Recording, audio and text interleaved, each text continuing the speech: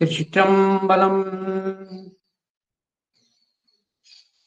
ஒப்பு உனக்கு இல்லா ஒருவனே அடியேன் உள்ளத்துள் ஒளிகின்ற ஒளியே மெய்ப்பதம் அறியா வீரிலியேற்கு விழுமியது அழித்ததோர் அன்பே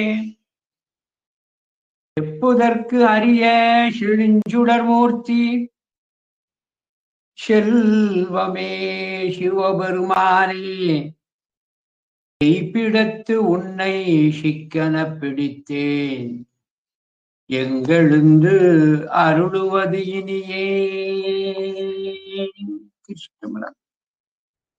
நம பார்வதி பதையே. அரகர மகாதேவா. நாடுடைய சிவனே போற்றி, எந்நாட்டவர்க்கும் இறைவா போற்றி. திருச்சிற்றம்பலம்.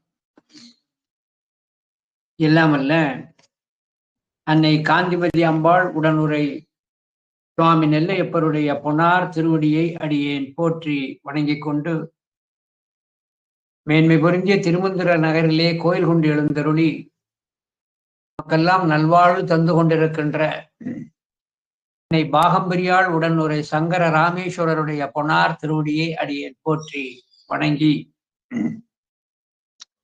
பழைய வைதிக சைவம் பாரெங்கும் பரவுதல் வேண்டும் என்ற நோக்கிலே திருக்கருவை 18 அந்தாதியினை பாடியருளிய அரசகவி அதிவீரராம பாண்டியனாருடைய பொன்னார் திருவடியை அடியேன் போற்றி வணங்கிக் கொண்டு, அண்ணல் திருநீரும் 5 எழுத்தும் கண்டிகையும் அகிலமங்கும் பரவுதல் வேண்டும் என்ற நோக்கிலே செயல்பட்டுக் கொண்டிருக்கின்ற தூத்துக்குடி புனிதர் பேரவையினை சார்ந்திருக்கின்ற அனைத்து பொறுப்பாளர்களுக்கும், அந்த அமைப்பிலே தங்களை இணைத்துக் கொண்டிருக்கின்ற அன்பர்களுக்கும்,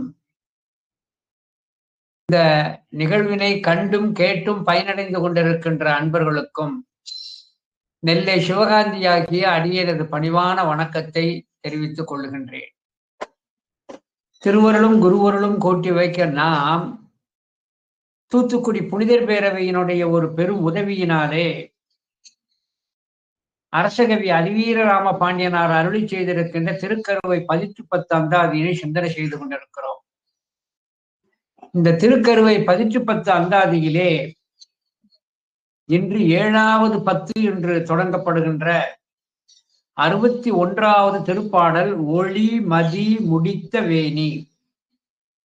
ஒளி மதி முடித்த வேணி என்று தொடங்குகின்ற 61வது திருப்பாடலிலே இருந்து சிந்தனையை மேற்கொள்ளுகின்றோம். சைவப்பெரியவர்களே, இந்த ஞான நூல்களை எல்லாம் கற்பது ஏன் என்று சொன்னால், ஞானமாகிய அந்த வெற்றிக்கனியை நாம் பறிப்பதற்காகத்தான். நம்முடைய குறிக்கோள் என சொல்லக்கூடியது ஞானத்தை பெறுவதுதான். ஆனால் இந்த ஞானம் என சொல்லக்கூடியது அது ஒன்றுதான் சிவத்தை காட்ட வல்லது. மற்றைய ஞானமோ பாச ஞானமோ சிவத்தை காட்டாது. சிவஞானம் ஒன்றுதான் நமக்கு அந்த பெருமானை உணர்த்த வல்லது, காட்ட வல்லது.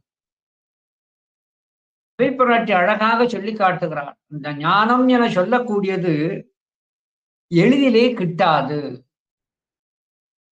வாக்கில் அவைப்பிராட்டி குறிப்பிடுகிறார், அரிது அரிது மானிடராய் பிறத்தல் அரிது, மானிடராயினு கூன் குருடு செவிடு பேடு நீங்கி பிறத்தல் அரிது, பேடு நீங்கி பிறந்த காலையும் ஞானமும் கல்வியும் நயத்தல் அரிது. ஞானமும் கல்வியும் நயத்தல் அறிகிற ஞானம் சிவஞானம், கல்விங்கிறது அபரஞானம். எனவே இந்த பரஞானம் அபரஞானம் என சொல்லக்கூடிய ஒன்று இருக்கிறதே, எளிதிலே நமக்கு கிடைக்காது என்று அழகாக சொல்லி காட்டுகிறார். அவ்வை குறள் என்று ஒரு நூல் இருக்கிறது. அந்த அவ்வை குறளிலே இந்த சிவஞானத்தை பற்றி சொல்லுகின்ற பொழுது,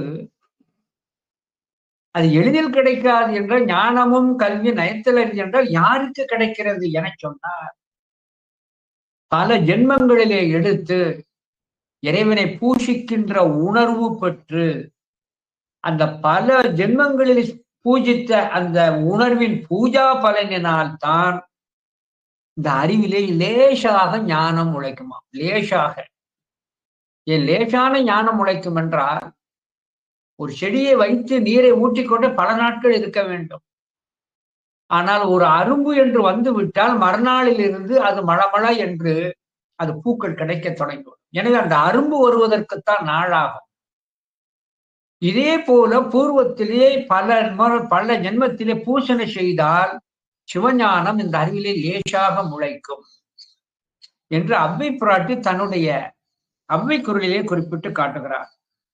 பல்லூழி காலம் பல்லூழி காலம் பயின்று அரணை அர்ச்சித்து நல் உணர்வு பெற்ற நலம். இந்த நல் உணர்வு ஞானம் எப்படி வந்தது? பல்லூழி காலம் பயின்று அரணை அர்ச்சித்து நல்லு உணர்வு பெற்ற நலம். எனவே இந்த நல் உணர்வு என சொல்லக்கூடியது பூர்வ ஜென்மத்திலே கிடைக்கின்ற அந்த உணர்வினால் கிடைக்கக்கூடியது. ஞானம் என்பது எளிமையானது அல்ல.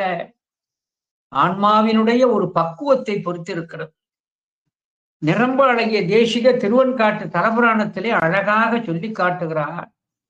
இந்த ஞானம்தான் சிவத்தை காட்டும். இந்த ஞானம்தான் வீடு வீட்டையும் கொடுக்கும். வேதம் வேள்வி என்று இதை தொடர்ந்து சொல்வதைப் போல, ஒன்றை விட்டு ஒன்று இருப்பதைப் போல, ஞானமும் வீடும் என்பது சேர்ந்த பொருள். ரெண்டு சேர்த்து சொல்லணும். வேதமும் வேள்வி சேர்ந்தது. வேதத்தை விட்டால் வேள்வி இல்லை. போல ஞானத்தை விட்டால் வீடு இல்லாத ஞானமும் வீடும். அதனால்தான் ஸ்லோக பஞ்சகத்திலே நம்முடைய ஆசிரியர் அழகாக அங்கே குறிப்பிட்டு காட்டினார். ஞானமும் வீடும் பேணினருக்கு உதவலினார். ஞானமும் வீடும் பேணினருக்கு உதவலின். ஸ்லோக பஞ்சகத்திலே அழகாக நம்முடைய அரதத்த சிவாச்சாரியருடைய வாக்கினை மாதர் சிவஞான சுவாமிகள் மொழிபெயர்த்து ஞானமும் வீடும் பேணினருக்கு உதவலின் என்று அங்கு அழகாக குறிப்பிட்டு காட்டினார். இதே போன்று திருவெண்காட்டு தலபுராணத்திலே சைவ எல்லப்ப நாவல அரிய ஞானமே முத்தி சாதனம், அரிய ஞானமே முத்தி சாதனம். நிரம்பழகிய தேசிய மன்னிக்கணும், சைவ எல்லப்ப நாவலர். சைவ எல்லப்ப நாவலர் அருளி செய்திருக்கின்ற அந்த திருவெண்காட்டு தலபுராணத்திலே சைவ எல்லப்ப நாவலர் அரிய ஞானமே முத்தி சாதனம். அரிய ஞானம் அது எளிமையாக கிடைப்பதில்லை, கிடைப்பதற்கு ஒரு அரிதானது என்று அங்கே அழகாக சொல்லி காட்டுகிறார். லோக பஞ்சகத்துல ஞானமும் வீடும் பேணினருக்கு உதவலின். அந்த ஞானத்தை பெற்று அதை பேணி அனுபவத்திற்கு கொண்டு வந்து பேணினவர்களுக்குத்தான் வீடு உதவுபவன் அழகாக அங்கே குறிப்பிட்டு காட்டப்பட்டிருக்கிறது. ஆகையினாலே இந்த ஞானம் என சொல்லக்கூடிய ஒன்று இருக்கிறது, அது மேலானது. எப்படி? இதை திருமூல தேவநாயனார் அழகாக சொல்லி காட்டுகிறார். ஞானத்தின் மிக்க அறநெறி நாட்டு இல்லை. ஞானத்தை விட்டு சிறந்த அறம், உயிர்கள் பின்பற்றுவதற்கு சிறந்த தர்மம் எதுவுமே இல்லை. ஞானத்தை தான் நாடுதல் வேண்டும்.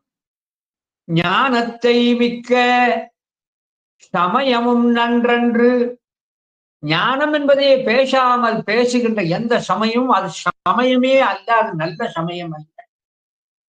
ஞானத்தை உயர்வு என்று சொல்லாத வேறு ஒன்றை உயர்வு என சொல்லுகின்ற சமயம் நல்ல சமயம் அல்ல. ஞானத்தின் மிக்க சமயமும் நன்றன்று. ஞானத்தின் மிக்கவை நன்முத்தி நல்காவாம். ஞானத்தை விட்டு வேறு எவையுமே நல்ல முத்தி பேரை கொடுப்பது இல்லை. ஞானத்தில் மிக்கார் நரரில் மிக்காரே. ஞானத்திலே ஞானம் கைகூட பெற்றவர்கள் தான் மானுடர்களில் மேலானவர்கள் என்று அங்கு சொல்லி காட்டப்பட்டிருக்கிறது. எனவே ஞானத்தின் மிக்க அறநெறி நாட்டு இல்லை. ஞானத்தின் மிக்க சமயமும் நன்றன்று. ஞானத்தின் மிக்கவை நல்முத்தி நல்காவாம். ஞானத்தில் மிக்கார் நரரில் மிக்காரே என சொல்லி காட்டுகிறார். எனவே இந்த ஞானம் என சொல்லக்கூடியது கிடைத்தற்கு அரிது. அதுதான் ஒருவனை உயர்த்தக்கூடியது. இந்த ஞானம் என்பது எப்படி என சொன்னால், அது எல்லோருக்கும் எளிதாக தங்குவதில்லை. இந்த ஞான விஷயங்கள், மேலான விஷயங்கள் எல்லாம் அதை கேட்டவர்கள் எப்படிப்பட்ட தன்மையிலே இருப்பார்கள் என்று அழகாக நீதிசாரம் என்கின்ற நூல்ல சொல்லி காட்டப்பட்டிருக்க. நீதிசாரம்ங்கிற நூல்ல நல்ல ஞான நூல்களை கேட்பவர்கள் எப்படி இருப்பார்கள் என சொன்னால் 3 வகை. ஒருவர் யார் என்று சொன்னால், காய்ந்த இரும்பிலே நீர் ஊற்றியதை போல. ஒரு காய்ச்சின இரும்புல தண்ணீர் ஊற்றினால் ஊற்றும், அது அப்படி சுறுசுறுன்னு வத்தி இல்லாமல் போகும்.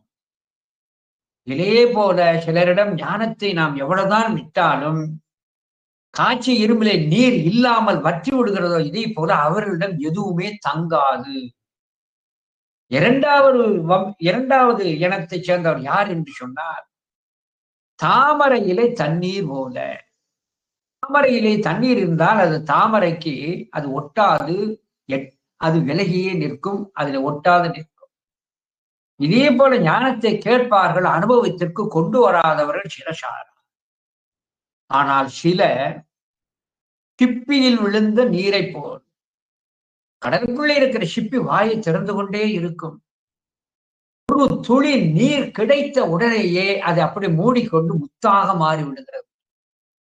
இதே போல சில ஞான செய்திகள் கிடைத்த உடனே கைவிடப்பட்டு அறிவிலை தக்க வைத்து எப்படி நீர் முத்தாக மாறுகிறதோ அவர்களெல்லாம் சீவன் முத்தர்களாக மாறுகிறார்கள், ஞானத்தால் மாற்றப்படுகிறார்கள். செம்பு பொன்னாவதை போல அந்த ஞானத்தால் சீவன் சிவமாம் தன்மை பெற்றுவிடும் என்று இப்படி 3 வகையான செய்தி சொல்லி காட்டுகிறார். காய்ந்த இரும்பிலே விழுந்த நீர், தாமரை இலை பட்ட நீர், முத்துச்சிப்பிக்குள்ளே விழுந்த நீர். நீர் ஒன்றுதான், ஆனா விழுகின்ற பாத்திரத்தை வைத்து வேறுபடுகிறது.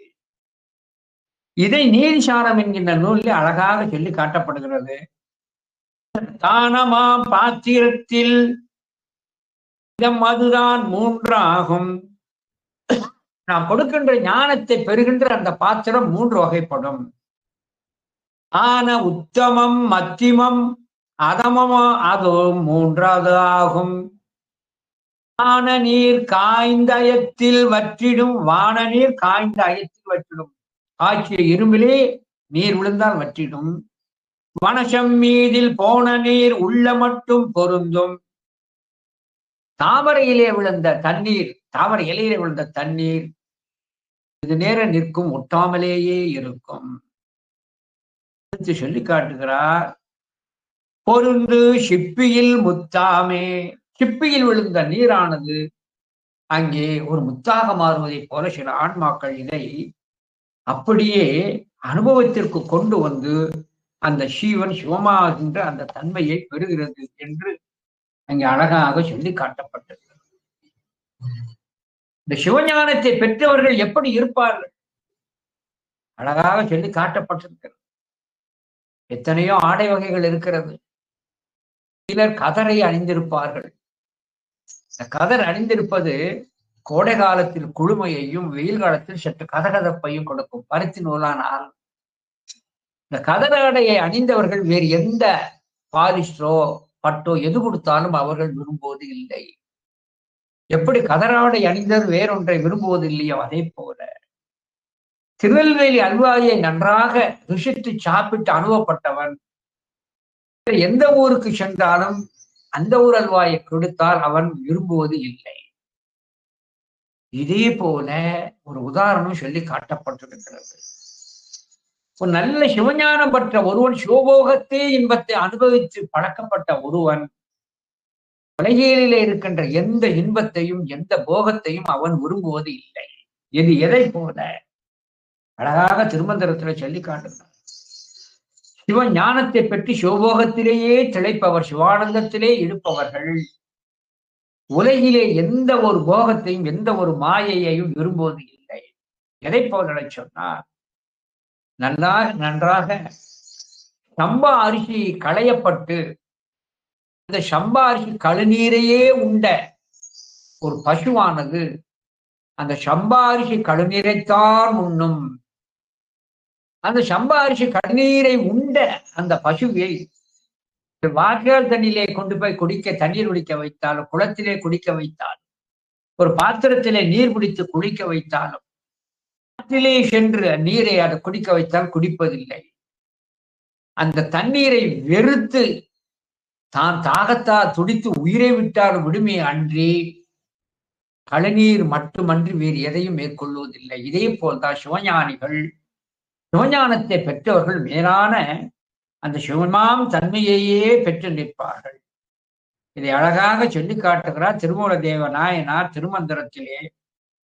கழுநீர் பசுப்பெரில் கயந்தொரும் தேராம் கழுநீர் விடாயத்து தம் காயம் சுருக்கும் முழுநீர் கள்ளுண்டோர் முறைமை அகன்றோர் செழுநீர் சிவந்தன் சிவானந்த தேரலே.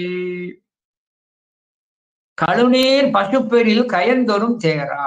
கழுநீரை உண்டு சம்பாரிச்சு கழுநீரை உண்டு குவைத்து மகிழ்ந்த அந்த பசு கயந்தொரும் தேரா. வேற எந்த நீர்நிலையிலே இருக்கின்ற நீரை கொடுத்தாலும் அது விரும்புவது இல்லை. கழுநீர் விடாயத்து தங்காயம் சுருக்கும். வேறு நீர்களை கொடுத்தால் அது குடிக்காது. தாகத்தால் வற்றி தாகத்தால் தன்னுடைய உடலை வற்றக் கொள்ளுமே அன்றி இதுதான் கிடைத்தது என்று கொள்வது இல்லை. முழு நீர் கள்ளுண்போர் முறைமை அகன்றோர். யாரு? இதே போல கீழ்மையானவர்கள் என்ன செய்வார்கள்? கிடைத்த நீரை எல்லாம் உண்பார்கள். தனக்கு போகம் இருக்கிறது, இன்பம் இருக்கிறது என்பதற்காக உலகிலே கள்ளை குடிப்பார்கள். அறிவை கெடுக்கின்ற மற்ற மயக்கம் தருகின்ற கள் முதலானவற்றை பருகி அந்த ஆனந்தத்தை இருப்பார்கள். ஆனால் செழுநீர் சிவந்தன் சிவானந்த தேரலே. ஆனால் சிவஞானிகள் இவரது திருவடி தாமரையிலே இருக்கின்ற அந்த தேனை உண்டு சிவபோகத்தில் அந்த போகத்தில் தான் அந்த மயக்கத்தில் தான் இருப்பார்களே தவிர ஈனர்களை போர் உலகிலே இருக்கின்ற மயக்கத்தை தருகின்ற கள் முதலான போதைப் பொருளை அவர்கள் ஏற்பது இல்லை, மாயையை விரும்புவதில்லை என்று சொல்லி காட்டுகிறார். கழுநீர் பசுப்பெரில் கயந்தொரும் தேரா கழுநீர் விடாயத்து தம்தாயம் சுருக்கும் முழுநீர் கள்ளுண்போர் முறைமை அகன்றோர் செழுநீர் சிவந்தன் சிவானந்த தேரலே. எனவே அந்த சிவானந்தத்தை ஒன்றையே ஆண்டோர்கள் நல்ல ஞான நூல்களை சாத்திரம் தோத்திரம் முதலானவர்களை கற்றோர் கையிலே இருக்கின்ற வேறு எந்த நூலையும் கற்க மாட்டார்கள். பசு நூல் கற்கும் பிச்சர் திருவிசேப்பா ஆசிரியர். அந்த ஞான நூல்களிலே தோல்வி பெற்றவர்கள் பசு நூலை விரும்புவது இல்லை. அதனால்தான் பசு நூல் படிப்பவர்களை, பசுபோதத்தில் இருந்து எழுதப்பட்ட பாடப்பட்ட நூல்களை படிப்பவர்கள் பிச்சர்கள் என்று நம்முடைய திருவிசைப்பாலே குறிப்பிடப்படுகிறது. பசு நூல் கற்கும் பிச்சரை. எனவே சிவ ஞானிகள் மேலான ஞான நூல்களை மட்டுமே விரும்புவார்கள். சிவஞானம் கைகூடாதவர்கள் ஞான நூல்களை சென்றால் அதில் அவர்கள் தாமரைகளை தண்ணீர் போல் ஒட்டுவது இல்லை. அவர்கள் காதிலே காட்சி இரும்பலைப்பட்ட நீர் போல் அவர்கள் மனத்திலே எதுவுமே தங்குவது இல்லை. இந்த சிவஞானம் பெற்றவர்கள் அந்த ஞான வேட்கை அவர்களுக்கு எப்பொழுதுமே இருந்து கொண்டே இருக்கும்.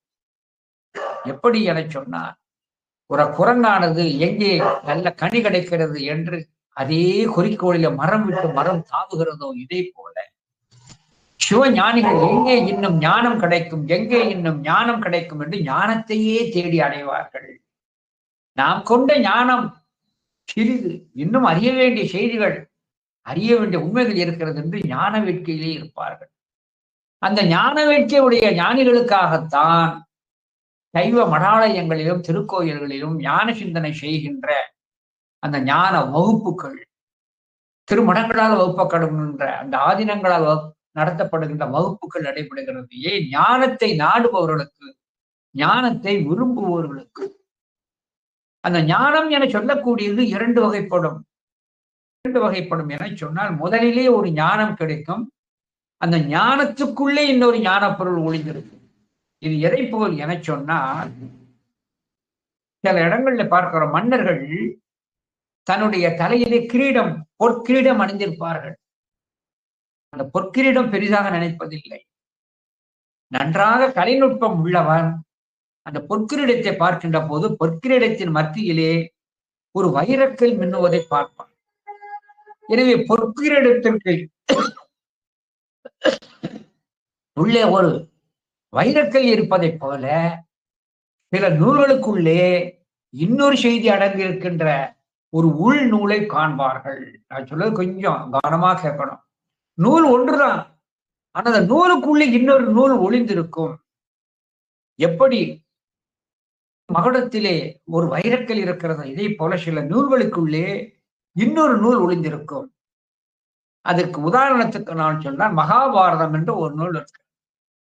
மகாபாரதம் என சொல்லக்கூடியது அது சைவ நூல், மறந்துவிடக்கூடாது. மகாபாரதம் சைவ நூல். திருமுறைகளிலே எடுத்துக்காட்டுகள் சொல்லப்படுகிறது, திருமுறைகளில் எடுத்துக்காட்டு சொல்லப்படுகிறது. ஆகையினாலே இந்த மகாபாரதம் இருக்கிறது, ஆனால் அதனுள்ளே பகவத்கீதை என்று ஒன்று இருக்கிறது. இந்த பகவத்கீதை என்பது எது? திருமாலாகிய கண்ணன் சிவோகம் பாவனையில் இருந்து அர்ஜுனனுக்கு உபதேசித்தது. நல்ல கவனமா கேட்கணும். பாரத கதைக்குள்ளே ஒன்று இருக்கிறது. பாரத கதைக்குள்ள என்ன இருக்கிறது? பகவத்கீதை. எப்படி அர்ஜுனனானவனுக்கு திருமாலாகிய அந்த கண்ணன் அவதாரத்தில் சிவோகம் பாவனையில் இருந்து அர்ஜுனனுக்கு உபதேசம் செய்தது. இந்த உபதேசத்துக்கு உரிய அவருக்கு உரிய அந்த ஆற்றல் எப்படி கிடைத்தது அந்த கண்ணனுக்கு என சொன்னார்.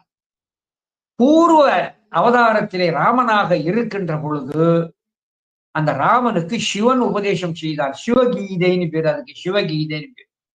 எனவே அன்று சிவகீதையாக சிவனிடம் இருந்து உபதேசம் கேட்ட ராமன் தான் மறு அவதாரத்திலே சிவோகம் பாவனையிலே இருந்து அந்த கண்ணனானவன் அர்ஜுனனுக்கு உபதேசம் பண்றான். அந்த ஒரு ஞான நூல் உள்ள இருக்கிறது. அது சைவ நூல். ஆனால் உரையாசிரியர்கள் ஏகான்மவாதிகள் அதை திரித்து பொருள் கொள்கின்றார்கள். அதனால தான் சைவர்களுக்கு அதனுடைய உண்மை பொருள் அறிய முடியாமலே போயிருக்கிறது. அடுத்தாற் போன்று எடுத்துக்கொண்டால் ராமாயணத்துக்குள்ளே நான் ஏற்கனவே குறிப்பிட்டபடி நான் இது ஒரு வால்மீகி ராமாயணத்துல சிவபெருமான் ராமனுக்கு உபதேசம் செய்த சிவகீதை என்று ஒன்றிருக்கிறது. சிவகீதை என்று ஒன்றிருக்கிறது.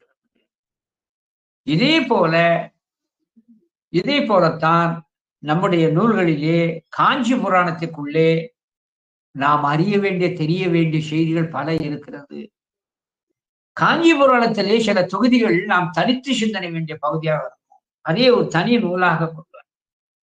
காஞ்சி புராணத்திலே அகத்தியர் அட்டகம் என்று ஒன்று வருகிறது. தழுவ குழைந்த படலத்துல நம்முடைய அகத்திய மகரிஷிக்கு திருமண கோலத்தை பெருமான் காட்ட, அந்த திருமண கோலத்தை கண்ட அகத்திய மகரிஷி சிவத்தை தோத்திரம் என்றார். அது 8 பாடல்களை உடையது. சிவனது பெருமையையும் எளிதாம் தன்மையையும் சைவன் நிற்க வேண்டிய தரத்தையும் சொல்லக்கூடிய அருமையான ஒரு பகுதி. இது ஒரு நூலாகவே ஆண்டவர் சொல்வார்கள். இதற்கு பேரு அகத்தியர் அட்டகம் என்று பேர் இருக்கிறது. இதே போல காசி கண்டம் அதிவீரராம பாண்டியனார் செய்திருக்கிற காசி கண்டத்துல கற்பிலக்கணம் கூடிய அத்தியாயம்னு ஒன்று இருக்கிறது. அது தனி நூலாக எடுத்து சொல்வார்கள். விநாயக புராணத்திலே எடுத்துக்கொண்டால் அதிலே காரிய சித்தி மாலை என்று ஒன்று இருக்கிறது. விநாயகர் அட்டகம்னு பேரு. தனி நூலாகவே வைத்து சிந்தனை செய்வார்கள். தனி நூலாக வைத்து சிந்தனை செய்வார்கள். இதே போல எடுத்துக்கொண்டால் நம்முடைய விநாயக புராணத்துல காரிய சித்தி மாலை இருப்பதை போல விநாயகர் கவசம் என்று தனி நூல் இருக்கிறது. அது அரசியற்கை படலம் என்று சொல்லக்கூடியதிலே நாம் கடைபிடிக்க வேண்டிய ஒழுக்க முறைகளை சொல்லக்கூடிய அரசியற்கை படலத்திலே ஒழுக்கப்படலம் என்றே ஒன்று தனியாக இருக்கிறது. இதையெல்லாம் ஒவ்வொரு நூலுக்குள்ளே சில சிறப்பான ஒரு நூல்கள் அங்கே ஆகும். இதே போல மாபாடியம் ஒன்றுதான், ஒரே நூல். மாபாடியத்துக்குள்ளே இருக்கின்ற ஸ்லோக பஞ்சகம் மொழிபெயர்ப்பு தனி நூலாகவே வைத்து சிந்தனை செய்யப்படும். நினைச்சு பாருங்க, மாபாடியத்துக்குள்ளதான் ஸ்லோக பஞ்சகம் மொழிபெயர்ப்பு இருக்கிறது. அதை தனி நூலாக வைத்து சிந்தனை செய்கின்ற மரபு. அந்த ஸ்லோக பஞ்சக செய்தியை தெரிந்து கொள்ள வேண்டும் என்பதற்காக திருநெல்வேலி பேட்டையை சார்ந்த ஈஸ்வரமூர்த்தி பிள்ளை அவர்கள் ஸ்லோக பஞ்சக விஷயம் என்று ஒரு பெரிய நூலை செய்திருக்கிறார். எனவே ஒரு நூலுக்குள்ளே இருக்கிற நூல் பெரிதாக அது துலங்க தொடங்குது. இதே போல புராணத்திலே வரக்கூடிய திருப்பாசுரம், வாழ்கின்ற தொடங்கிற திருப்பாசுரத்தை தனி நூலாக எடுத்து சிந்தனை செய்வார்கள். தனி நூல். இது தனி நூலாக எடுத்து சிந்தனை செய்தல் வேண்டும் என்று உணர்த்துவதற்காகத்தான் அந்த திருப்பாசுரத்திலே இருக்கிற 12 திருப்பாடல்களையும் நம்முடைய சேக்கிழார் பெருமான் ஏறத்தாழ 22 திருப்பாடல்களிலே விளக்கம் எழுதினார். தனி நூல் என்பதை நமக்கு உணர்த்துவதற்காக. இத்தனையும் எதற்கு?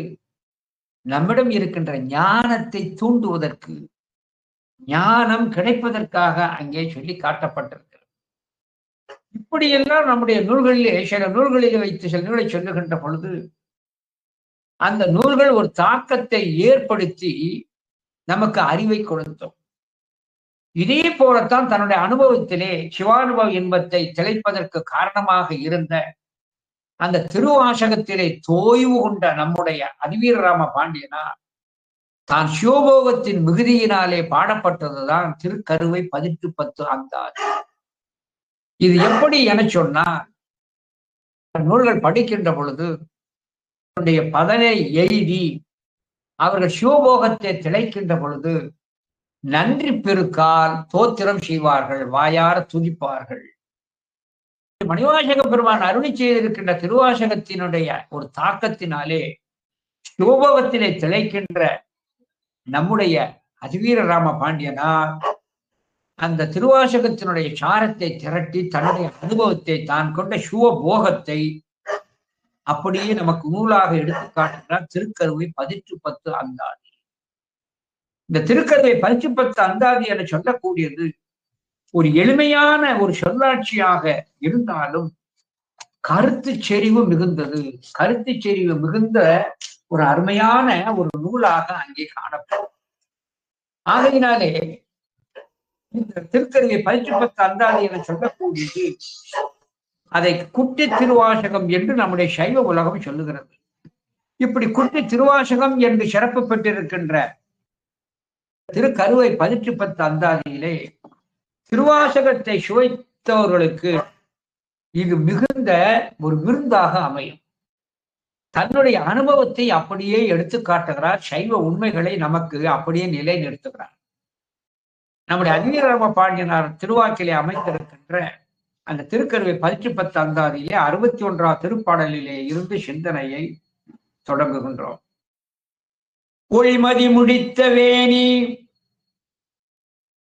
ஒளிமதி முடித்த வேணி ஒருவனே கருவையானே தெளிவுறா நெஞ்சம் தன்னை தெருட்டி நின் நிலையை காட்டி அருளினால் என்னை ஆண்ட அருட்குன்றே உன்னை இன்னும் எளியனேன் பிறவி வேட்டோ ஏத்திடாது இருக்கின்றேனே.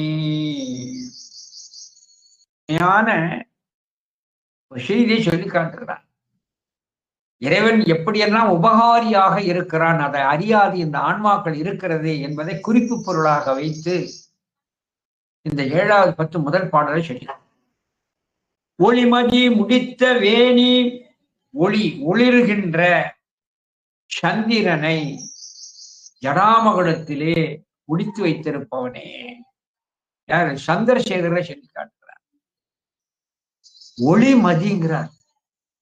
ஏன் ஒளிமதி என சொல்லி காட்டுகிறார் என சொன்னா, சந்திரனானவன் தக்கனது சாபத்தினால் அது அழியக்கூடிய நிலைமைக்கு வந்து விட்டது.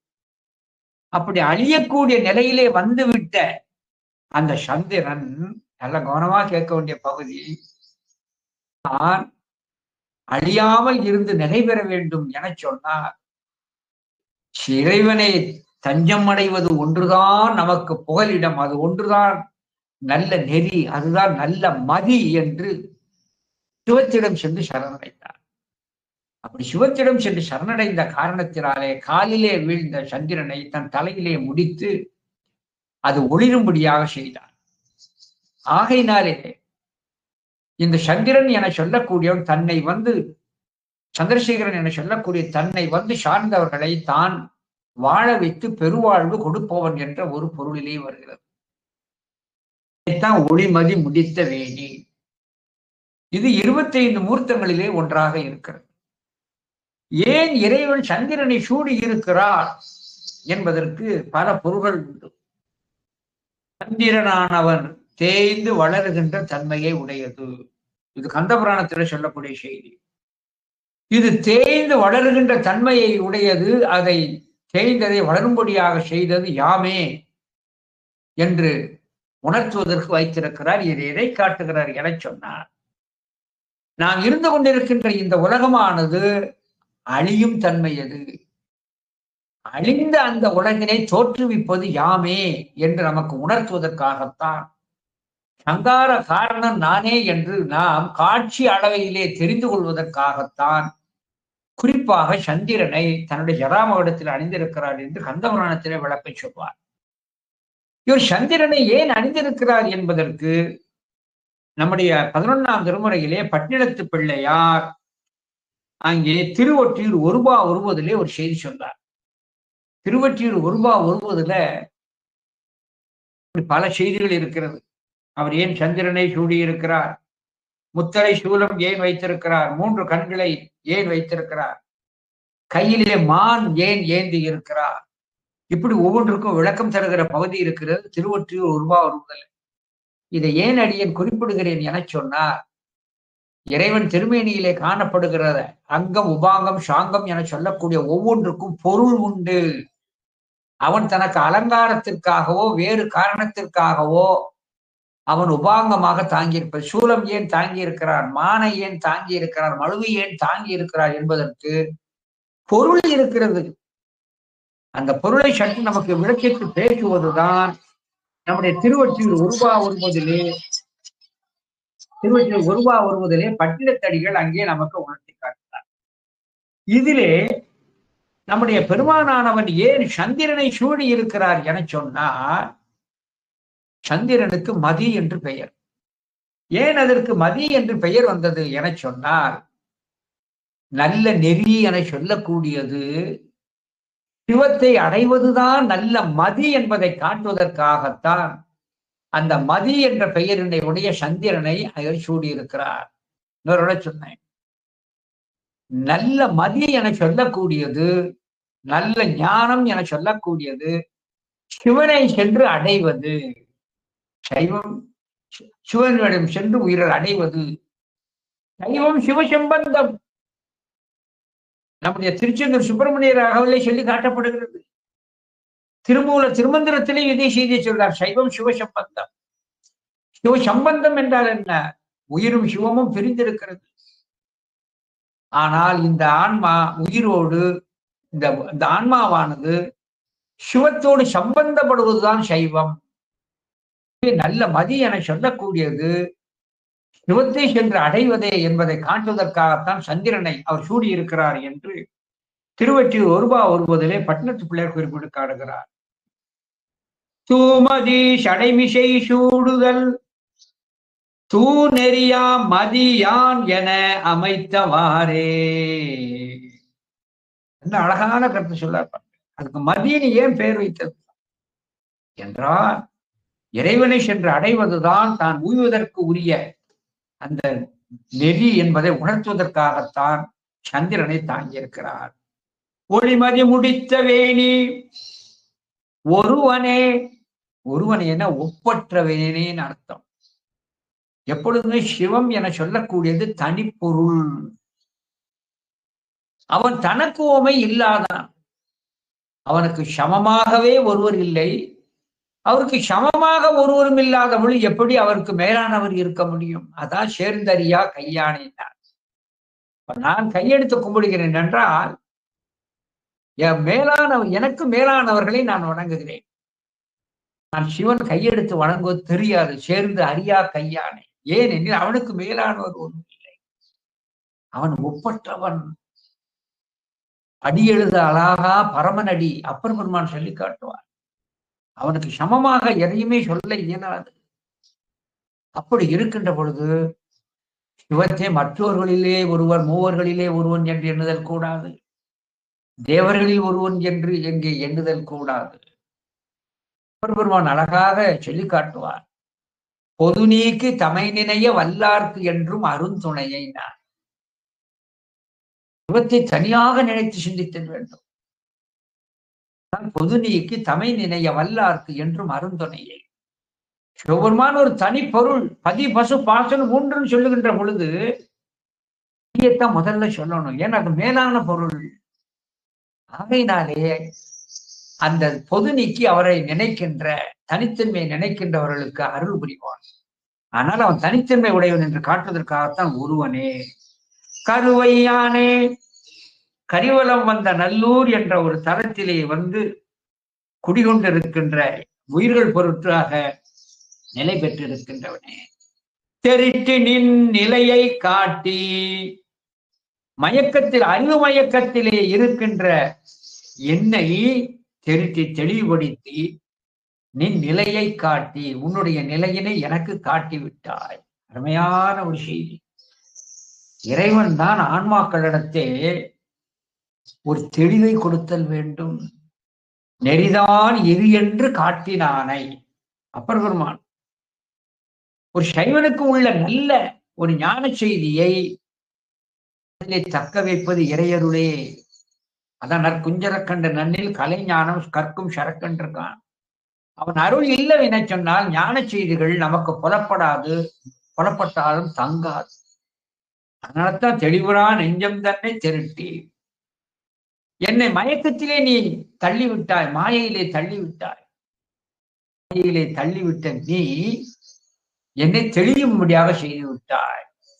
அழகாக சொல்லிக்க மாலும் காட்டி வழியும் காட்டி உலகில் வார நெறியும் காட்டியும்பார் ஞான நம்முடைய மணிவாசக பிறந்தை. மாலும் காட்டி வலுகாட்டி வாரா உலக நெறியும் காட்டியும்பார். எனவே மயக்கத்தை கொடுப்பார் தெளிவைப்பதற்காக. ஒரு நோயாளிக்கு மயக்கத்தை கொடுக்கிறார்கள். ஏன்? அவன் நோயை குணப்படுத்த. இதே போல உயிர்களுக்கு அறிவை விருத்தி செய்வதற்காக மாயையிலே அமழ்த்துகிறான். எப்படி? வண்ணான் அழுக்கு புடவையிலே ஒவ்வொரு மண்ணிலே முக்குவதை போல முக்கி அவனே என்ன செய்தல் வேண்டும்? அந்த அந்த உவரிலிருந்து நீக்கி அவன்தான் அதை ஒலித்து ஓர் மண்ணை நீக்கி அதோடு சேர்ந்த அழுக்கையும் நீக்கும்படியாக செய்கிறான். இதே போல இறைவன் தான் உயிர்களுக்கு மாயையிலும் அமிழ்த்துவன் அவனே. மாலும் காட்டி வழிகாட்டி அப்படி காட்டிய மயக்கத்திலும் தெளிந்த பின்பு இறைவனது உண்மை நிலையை தனக்கு உணர்த்தி அதான் அழகாக சொல்லிக்காட்டு. தெரிவுறா நெஞ்சம் தன்னை திருட்டி நின் நிலையை காட்டி. இந்த மயக்க நிலையில இருக்கின்ற பொழுது, மாயையில இருக்கின்ற பொழுது உயிரோடு சிவம் இருக்கிறது. ஆனா உடன் இருந்தும் அருகில் இருந்தும் அது என்ன ஆகவில்லை? அறியவில்லை, சிவத்தை உணரவில்லை. எனவே அந்த மயக்கத்தை கொடுத்து தெளிவித்து அவனுக்கு அறிவை கொடுத்தவரால் நம்முடைய பெருமான். அதனாலதான் அழகாக நம்முடைய திருப்பொற்சொன்னத்திலே பந்தமும் வீடும் ஆயினான் கான். மாயையிலே பந்தப்படுத்துவதும் அவன்தான், அதிலே இருந்து விடுவிப்பதும் அவனே. பந்தமும் வீடும் ஆகினான் கான். மாயையிலே பந்தப்படுத்துவனும் அதில் விடுவித்து வீடு பெற்று கொடுப்பவனும் அவனே. அதனால்தான் இங்க அழகா சொல்லி காட்டுகிறார். நெஞ்சம் தன்னை திரட்டி நின் நிலை காட்டி, என்னுடைய நிலை காட்டி. நெஞ்சம் தன்னை திரட்டி. திரட்டினா ஐயம் திரிபு மயக்கம் இல்லாது தெளிவித்தல். ஐயம் திரிபு மயக்கமில்லாத தெளிவித்தல். குரு கீதைன்னு ஒன்று இருக்கிறது. குரு கீதை என்றால் பகவத்கீதைன்னு என்னன்னு சொல்லியிருக்கிறேன், சிவகீதைன்னு என்னன்னு சொல்லியாச்சு. குரு கீதைன்னு ஒண்ணு இருக்கிறது. இந்த குரு கீதையில எப்படி இருக்கும்னா, அம்பாளுக்கு சுவாமி உபதேசம் பண்றார். குரு பாவனையிலே சுவாமி இருக்க, அம்பாள் ஸ்ரீடர் பாவனையில இருந்து உபதேசம் கேட்பார். அப்ப சிவனது உபதேசத்துல வருகிற ஒரு வார்த்தை, தெளிவடையார்கள் சிவனை அறிய மாட்டார்கள், தெளிந்த அறிவுடையவர்கள் தான் சிவத்தை உணர்வார்கள் என்று ஒரு வாசகம் வருகிறது. ஆகையினாலே அந்த ஆன்மாவிலே மயக்கத்திலே இருந்த ஆன்மாவுக்கு தெளிவை ஏற்படுத்துவது சிவமே. அப்படி தெளிவை ஏற்படுத்திய காரணத்தினாலே சிவத்தை அந்த ஆன்மா உணர முடிகிறது. அதைத்தான் தெளிவுறா நெஞ்சம் தன்னை திருட்டி நின் நிலையை காட்டி. இப்படி எல்லாம் செய்தாய், என்னை மயக்கத்திலிருந்து தெளிவித்து உணரும்படி செய்தாய். காரணம் என்னுடைய பக்குவம் அன்று. உன்னுடைய அருளினால் எனக்கு கொடுத்தாய். அதைத்தான் அருளினால் என்னை ஆண்டு அருட்குன்றே. எப்பவுமே மேலான குணத்தை உடையவர்களை அருட்குன்று, குணக்குன்று என்று சொல்லுகின்ற ஒரு இலக்கிய மரபு உண்டு. அதைத்தான் அருளினால் என்னை ஆண்ட அருட்குன்றே, உன்னை இன்னும் எளியனேன் பிறவி வேட்டோ ஏற்றிடாது இருக்கின்றேனே. திருவாசகத்தினுடைய வார்த்தை வந்துச்சு. இப்படியெல்லாம் உயிர்களிடம் இருந்து மயக்கத்தை தெளிவிக்கிறான். ஆனால் மயக்கத்தை தெளிந்த பின்னும் சில பேருக்கு அந்த பழைய மயக்கம் லேசா இருக்கும், கொஞ்ச நேரத்துக்கு, சில மணி நேரத்துக்கு இருக்கும். இதே போல மாயையில் இருந்து விடுபட்டு சிவஞானம் பெற்றாலும் கூட முழுமையான ஞானம் பெறாது அந்த மாய வாசனை இருந்துகிட்டே இருக்கும். இது எப்படின்னு உங்களுக்கு சொன்னா, நம்முடைய தேவர்கள் இருக்கிறார்கள் அல்லவா, இந்த தேவர்கள் எல்லாம் கொடுப்பது சிவமே. சிவன் தான் நமக்கு இன்பத்தையும் துன்பத்தையும் ஊட்டுவிக்கிறான். போகத்தை கூட்டுவிப்பன் அவனே என்று நன்றாக தெளிந்து போகத்தையே விரும்பி போக காமிகளாய் சிவபூஜை நன்றாக செய்கிறார். போக காமிகளாய் சிவபூஜை நன்றாக செய்கிறார்கள். அப்படி சிவபூஜை செய்கின்ற பொழுது அவங்க ஒண்ணுல கவனமாக இருப்பாங்க. என்ன கவனமாக இருப்பான்னா, சிவகிட்ட ரொம்ப நெருங்கி போய் எதுவுமே வேண்டாம்னு சொல்லக்கூடாது அப்படின்னு நினைப்பாங்களாம்.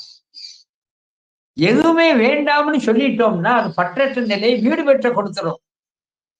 அதுக்காக சிவன் வந்த உடனேயே, பெருமானே இந்த போகத்தை இன்னும் நான் தூக்க வேண்டும், இந்த இந்திரலோகத்திலே நாங்கள் எப்பொழுதும் இருக்கின்ற வேண்டும், எங்களுக்கு பகமை பாராட்டுகள் இவன் ஒளிதல் வேண்டும் என்று இப்படி அந்த போக காமிகளாகவே இருப்பார்கள். அப்படி இருப்பவர்கள் சிவனை முழுமையாக துதிக்க மாட்டார்கள். இப்படி தனக்கு இடம் மாறுதல் வந்துவிடும் என்பதற்காக ப்ரமோஷனே வேண்டாம் என்று சொல்வதை போல தேவர்கள் இந்த போகத்தை விட்டு போக மனம் இல்லாமல் வீடு வீட்டுக்கு போனால் ஒன்றும் இறைக்காது என்று கற்பனை செய்து கொண்டு சிவத்தை ஏத்த தயங்குகிறார்கள். அதான் திருவம்பாயில விண்ணோர்கள் ஏத்த கூசு மலர்பாதம். எனவே விண்ணோர்கள் ஏத்த கூசு மலர்பாதம் எதற்கு? அவர்கள் இறைவனை முழுமையாக ஏற்றாமல் இருந்ததற்கு காரணம் என்ன? வீடு பெற்றை விரும்பவில்லை போக காமிகள். எனவே வீடு பெற்றை விரும்பாத காரணத்தினால் துதிக்கவில்லை. நான் உன்னை துதியாமல் இருப்பதற்கு காரணம் இன்னும் ஒரு பிறப்பு வேண்டும் என்பதற்கோ, தேவர்கள் பிறப்பு வேண்டும், இந்திரனாக பிறக்கணும், தேவர்களாக பிறப்ப வேண்டும், அந்த பிறப்பையே விரும்பினார்கள். அதனால அவர்கள் இறைவனை முழுமையாக துதிக்கவில்லை. இதைத்தான் இங்கே நம்முடைய அதிவீரம் பாண்டியர் குறிப்பிடுகிறார். இறைவனை துதியாமல் இருப்பதற்கு காரணம், முழுமையாக மனப்பூர்வமாக துதியாமல் இருந்ததற்கு காரணம் தேவர்களது பிறவி ஆசையை மீளவும் இந்திரனாக தேவர்களாக வர வேண்டும் என்ற பிறப்பாசை. இப்படி பிறப்பாசை இருக்க போய்த்தான் நான் ஏத்தாது இருக்கின்றேனோ என்று அழகாக இறைவனை ஏத்தாதவர்கள் பிறவியை மீளவும் மீளவும் விரும்புகின்றவர்கள் என்ற ஒரு கருத்திலே இங்க சொல்லி காட்டுகிறார். எப்படி? உன்னை இன்னும் எளியனேன் பிறவி வேட்டோ ஏத்தாது இருக்கின்றேன். நான் பிறவி வேண்டும் என்பதற்காகத்தான் உன்னை இன்னும் ஏத்தாமல் இருக்கின்றேனோ. என்ன அழகான ஒரு கருத்து சொல்றார் பாரு. இறைவனை துதியாமல் இருப்பவர்கள் பிறவியை வேண்டுகிறார்கள். பிறவி வேட்கை இருக்கின்ற காரணத்தினாலே தான் உன்னை நான் துதிக்காமல் இருக்கின்றேனோ என சொல்கிறார். என்ன பொருள்? சைவர்களுக்கு தலையான நோக்கம் வீடு பேரு, வீடு பேரு, வீடு பாசத்தலையிலிருந்து விடுபடுதல், பேரு சிவப்பேரு. எனவே துன்ப நீக்கமும் இன்ப ஆக்கமும், பசுத்தன்மை, அந்த அந்த ஆணவம் கண்மம் மாயன சொல்லக்கூடிய அந்த மனங்களிலிருந்து விடுபடுவதும் சிவப்பேறு பெறுவதும் தான். இந்த சிவப்பேறு பெறுவதை விரும்பாதவர்கள் பிறவியை விரும்புகிறார்கள். எனவே பிறவி வேட்கை உள்ளவர்கள் தான் சிவனை துதிக்காமல் இருப்பார்கள் என்று அழகாக இந்த கருத்தினை தூய்த்து காட்டுகிறார்கள். ஒடிமதி முடித்த வேணி ஒருவனே கருவையானே தெளிவுறா நெஞ்சம் தன்னை தெரிட்டினின் நிலை காட்டிய அருளினால் என்னை ஆன்ற அருட்குன்றே. உன்னை இன்னும் எளியனேன் பிறவி வேட்டோ ஏத்தாது இருக்கின்றேனே, ஏத்தாது இருக்கின்றேனே என்று அழகாக அங்கே சொல்லி காட்டுகிறார். 62வது திருப்பாடல். இது அந்தாதி இருக்கிறது. முந்தைய பாடல் இப்ப இருக்கின்றேனே முடிஞ்சது. அடுத்த பாடல் இருக்கணும் என்று தொடங்குவார். இதெல்லாம் அந்தாதி. இதை நீங்க கவனிச்சுக்கணும். 62ஆம் பாடல். இருக்கினும் நிற்கும் போதும் இரவுகண் துயிலும் போதும் பொறுக்கென நடக்கும் போதும் பொருந்தி ஊன் தூய்க்கும் போதும் குறுக்கு இதழ் கனி வாயாரே முயங்கி நெஞ்சு அழியும் போது திருக்களா உடைய நம்பா சிந்தை உண்பாலதாமே. உண்மையான வரத்தை கேட்கிறார். இருக்கினும் நிற்கும் போதும் அழகென்ன, நின்றாலும் நடந்தாலும் இருந்தாலும் கிடந்தாலும் மென்றாலும் துயின்றாலும் விழித்தாலும் இமைத்தாலும் மன்றாடும் மலர்பாதம் ஒரு காலும் மறவாத குன்றாத உணர்வுடையார் தொண்டராம் குணமிக்கார். இது லேசா சுருக்கமா சொல்லி காட்டினார் நம்முடைய மணிவாசக பெருந்தகை. இமைப்பொழுதும் என் நெஞ்சில் நீங்காதான் தாழ்வாழ்க, இமைப்பொழுதும் என் நெஞ்சில் நீங்காதான் தாழ்வாழ்க. உன்னை எப்பொழுதுமே நினைத்துக் கொண்டிருத்தல் வேண்டும் என்று அழகாக இங்கே விண்ணப்பம் பண்றார். இருக்கினும், நான் ஒரு காரியமாக உட்கார்ந்திருக்கின்ற பொழுதும், இருக்கினும் நிற்கும் போதும், ஒரு காரியமாக எழுந்திருக்கின்ற பொழுதும் நடக்கின்ற பொழுதும், இரவு கண் துயிலும் போதும், இரவிலே கண்ணுறங்கும் போதும் துஞ்ச வருவாரும் தொழுவிப்பாரும். இப்படி ஞானசம்பந்தர் சொல்றாரு பார்த்தீங்களா, நான் தூங்குனாலும் கணவர் அவர் தான் வர்றார். துஞ்ச வருவாரும் தொழுவிப்பாரும். ஆகையினாலே இரவிலே நான் தூங்கினாலும் அந்த கணமும் என்னுடைய ஆன்மா உன்னை விட்டு நீங்காத நினைவோடு இருத்தல் வேண்டும். இரவு கண் துயிலும் போதும் பொறுக்கென நடக்கும் போதும், ஒரு காரியத்தை நினைந்து விரைந்து சென்ற போதும் கூட உன் நினைவில் தான் செல்தல் வேண்டும். பொறுக்கென நடக்கும் போதும் பொருந்தி ஊன் தூய்க்கும் போதும், அமர்ந்து நான் சுவையான உணவினை உண்டாலும் கூட, சுவையான உணவினை நான் உண்டாலும் கூட உன்னை மறத்தல் கூடாது. முறுக்கம்பு சிவன் முறுக்கம்பு முறுக்கு இதழ் கனிவாயரை முயங்கி நெஞ்செழியும் போதும், முறுக்கும் பூ போன்ற சிவந்த பழம் போன்ற அந்த உதடுகளை உடைய அந்த பெண்களை நான் நெருங்கி அங்கே மனம் குலைந்த நேரத்திலும், முறுக்கு இதழ் கனிவாயரை முயங்கி நெஞ்செழியும் போதும் திருக்களா உடைய நம்பா, திருக்களா மரத்தின் கீழே எழுந்தருளி இருக்கின்ற பெருமானே, சிந்தை உன் பாலதாமே, என்னுடைய மனமெல்லாம் உன் பக்கமே இருந்து கொண்டிருக்கிறது என்று அழகாக அங்கே சொல்லி காட்டுகிறார். எப்படி? எப்பொழுதுமே உன்னிடத்தே தான் என் மனம் பதிந்திருத்தல் வேண்டும். அதாவது நின்றாலும் நடந்தாலும் என்ற பாடலை ஞாபகப்படுத்தி வை. எப்பொழுதுமே அவனையே நினைத்துக் கொண்டிருந்த வேண்டும். எந்நிலையில் நின்றாலும் எக்கோலம் கொண்டாலும் மன்னிய சீர் சங்கரன் தான் மறவாமை பொருள். எந்த நிலையில இருந்தாலும் எக்கோலம் கொண்டாலும் உன்னை மறவாத தன்மை வேணும். அதை விட இதை தலபுராணத்துல நிரம்பாளைய தேசிகர் நந்தி கேட்ட 16 வரத்தை சொல்றார். இந்த 16 வரத்தையும் கேட்டுட்டு அவர் சொல்றார், எப்பா இந்த 16 நிலையில நான் சொர்க்கத்துக்கு போனாலும் நரகத்துக்கு போனாலும், இந்த உடம்புல உயிர் இருந்தாலும் இல்லாவிட்டாலும், இன்பத்திலே நான் திளைத்திருந்தாலும் கூட இவ்வரத்தை நீ நான் பின்பற்றும்படியாக அருள் செய்தல் வேண்டும். அழகாக அந்த அதிகாரம் என்று கேட்ட 16 வரத்தை முடிக்கின்ற பொழுது எப்படி முடிக்கிறார்? துறக்கமீதி உறகினும், சொர்க்கத்திலே இருந்து இன்பத்தை தூய்த்தாலும், நரகில் தோய்க்கினும், நரகத்திலே சென்று நான் அழிந்து துன்புற்றாலும், இறக்கினும் பிறக்கினும் இன்ப துன்பத்திலே நான் இருந்தாலும், இன்பம் தூய்க்கினும் மறை கொழுந்து அணி சடை பெருமை, மறை அந்த அங்கே சொல்லுகின்ற பொழுது அழகாக சொல்லி காட்டுகிறார். பிறை கொழுந்து அணி சடை பெருமை, பிறையை அணிந்திருக்கிற சடை பெருமை, இவ்வரம் மறுத்திடாது எனக்கு நீ வழங்கல் வேண்டும்.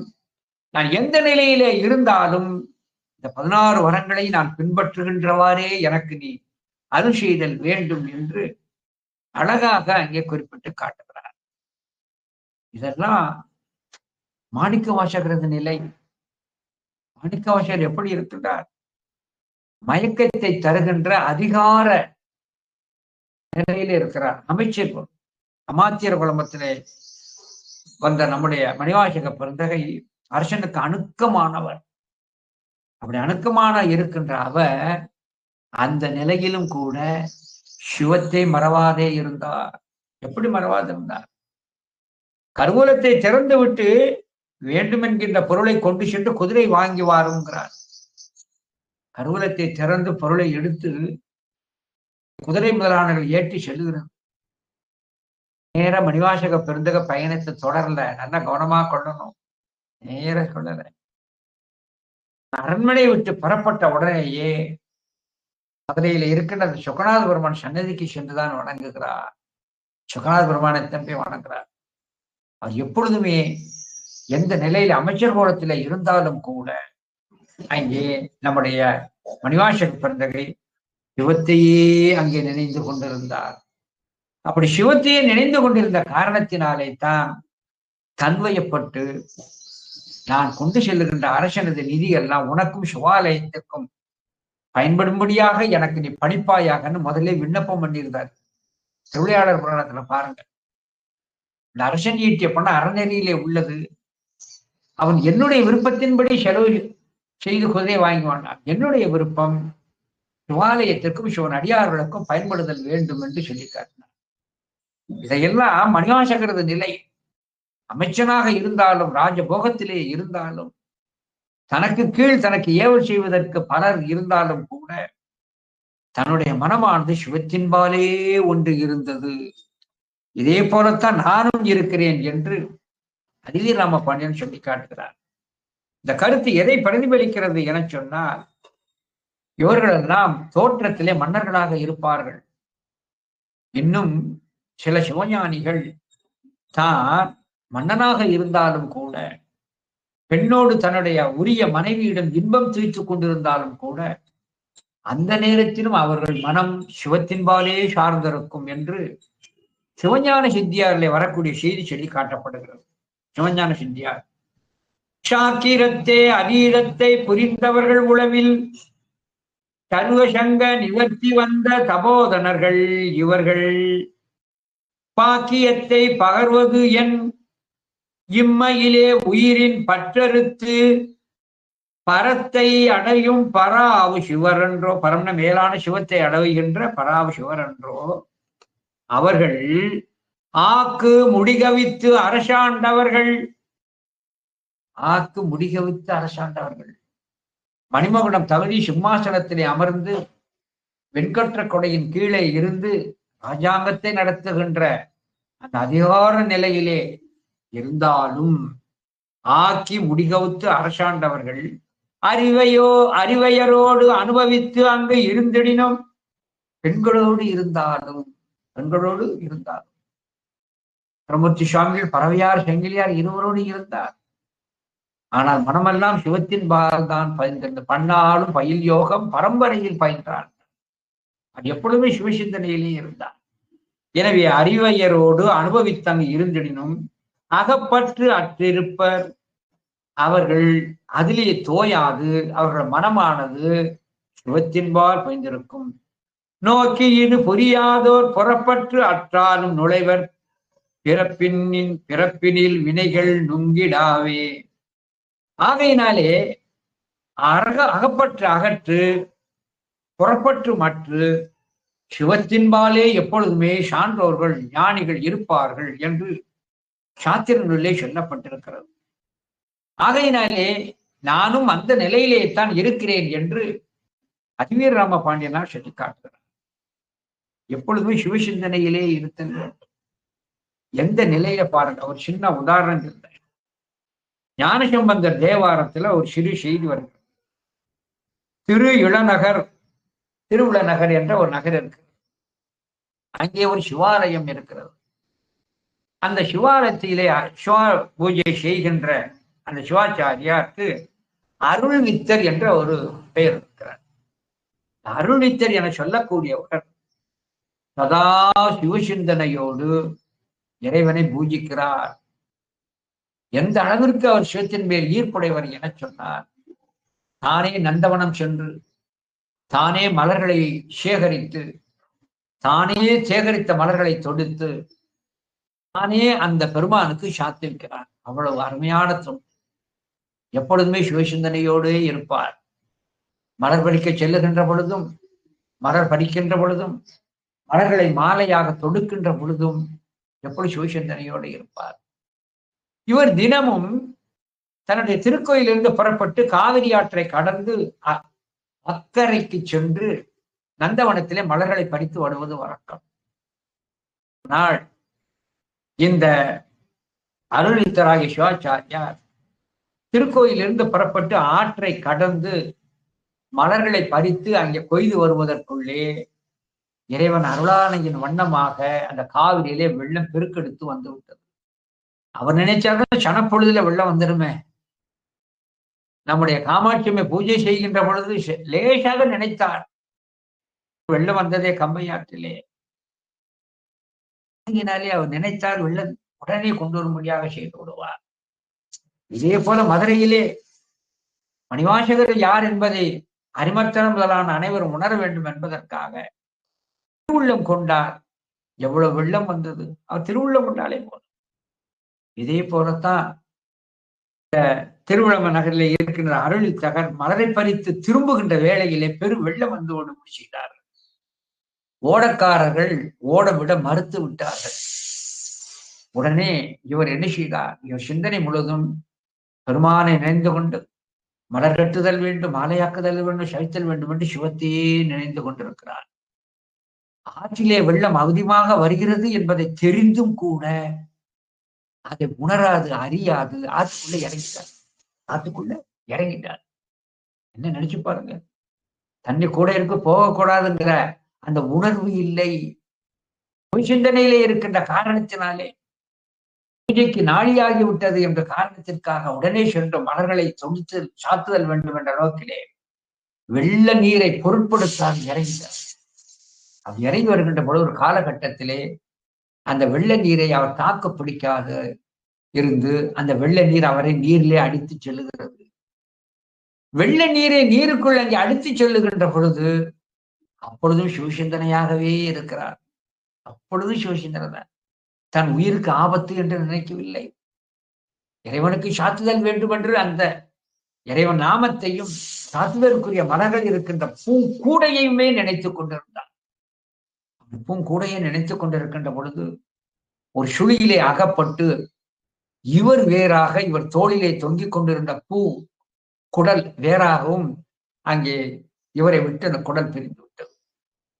பிரிந்தவுடனே வெள்ளத்திலே நம்முடைய பெருமான் யார், இந்த அருள்வித்தகர் என்பவர் பெருமானுடைய அருளினாலே ஒரு கரையிலே வந்து ஒதுங்கிட்டார். இந்த கரையிலே வந்து ஒதுங்குகின்ற பொழுது அப்பொழுதும் நான் சேகரித்து வைத்த பூங்கூடை எங்கே, பெருமானே பெருமானே பூங்கூடை எங்கே என்ற அதே சிந்தனையிலே இருக்கிறார். அப்பொழுது எந்த கரையிலே இவர் வந்து ஒதுங்கினாரோ அந்த கரையிலே இவர் தோளிலே தொங்கிக் கொண்டிருந்த அந்த பூங்கூடை அந்த கரையிலே வந்து கண்முன்னே காணும்படியாக இருந்தது. அந்த பூங்கூடை தான் கரை ஒதுங்கிய இடத்திலே அதை வந்து சேர்த்ததை, அது ஒரு இறைவனுடைய ஒரு அற்புதம் அல்லவா, சீதற்கரிய லீலை அல்லவா. அதுல இன்னொரு அற்புதம் என்னவென்று சொன்னால், இவர் கரையேறுகின்ற இடத்திலேயே அந்த பூங்குடலும் வந்து சேர்ந்தது. அதை விட பெரிய அதிசயம், பூங்கூடையில எந்த அளவிற்கு இவர் நீரை நிறைத்து அந்த அந்த புஷ்பத்தை மலர்களை நிறைத்து வச்சிருந்தாரோ அந்த மலர்கள் அப்படியே குறையாமல் இருக்கும்படி செய்தார். என்ன நடந்தது? தண்ணிக்குள்ள இறங்கிய உடனே இவரை விட்டு அந்த பூங்குடல் பிரிந்தது. உள்ளிருக்கின்ற மலர்கள் எல்லாம் அதிலே நீரிலே உருண்டு உருண்டு மலர்கள் வேறு கூடை வேறாக போய்விட்டது. ஆனால் இறைவன் என்ன செய்தார், இவர் ஒதுங்குகின்ற கரையிலேயே பூங்குடலையும் ஒதுங்கும்படியாக செய்ததோடு அந்த மலர்களை எல்லாம் அதிலே மீளவும் நிறைத்து வைத்தார். அப்படி ஒரு அற்புதம் நிகழ்ந்தது. காரணம், தனக்கு இருக்கின்ற கேட்டையும் எந்த நிலையிலையும் சிவனது திருத்தாளையும் திருத்தொண்டையும் மறவாது இருக்கின்ற தன்மை. செய்தியினை ஞானசம்பந்த பெருமான் திருவிழநகர் என்கின்ற அந்த பதிகத்திலே அழகாக அங்கே சொல்லி காட்டுகிறார். இந்த ஞானசம்பந்த தேவாரம். சொல் தரும் மறைபாடினார் சுடர்விடும் சடை முடியினார். திருவிழநகர் பெருமான சொல்றார். சொல் தரும் மறைபாடினார் சுடர்விடும் சடை முடியினார் கற்றவ அவ் அடம் கையினார். கற்ற அரும் வடம் கையினார். ஜபம் பண்ணாதே கையில வைக்கிறார். கற்ற அரும் வடம் கையினார் காவிரி துறை காட்டினார். இன்ன இடத்திலே சென்று ஒதுங்கு என்று அந்த அருள் வித்தகராகி சிவாச்சாரியாருக்கு அந்த காவிரி துறையையும் காட்டினார், பூங்குடலையும் காட்டினார். அதைத்தான் நீங்க சொல்லி காட்டுகிறார். சொல் தரும் மறைபாடினார் சுடர்விடும் சடைமுடியினார் கற்ற அவு அருங் வடம் கையினார் காவிரி துறை காட்டினார் என்று அழகாக சொல்லி காட்டப்படுகிறது. எனவே எப்பொழுதுமே அவனது சிந்தனையிலே இருத்தல் வேண்டும். அந்த நிலையிலே தான் நான் இருக்கின்றேன் என்று அழகாக இங்கே நம்முடைய அரசகவி அறிவீரராம பாண்டியனார் குறிப்பிடுகிறார். இந்த திருப்பாடலோட சொன்னேன்.